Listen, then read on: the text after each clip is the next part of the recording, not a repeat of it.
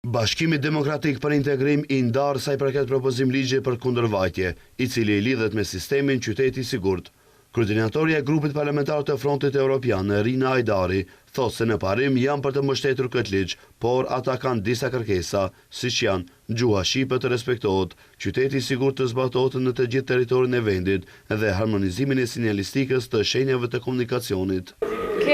Kemi diskutuar, domethënë kemi parashtruar të gjitha vërejtjet të cilat i parashtrova edhe këtu, përpara jush, përpara opinionit, përpara gazetarëve dhe praktikisht na janë dhënë disa afate, për shembull për përdorimin e gjuhës shqipe dhe për mesazhet të cilat do të vinë në gjuhën shqipe.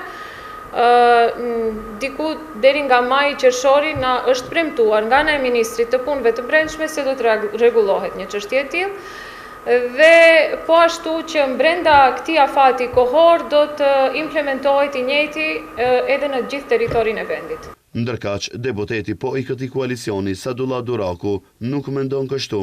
Ai është shprehur i prerë. Duraku thotë se fillimisht duhet të zbatohen këto kërkesa e pastaj të votohet ligji.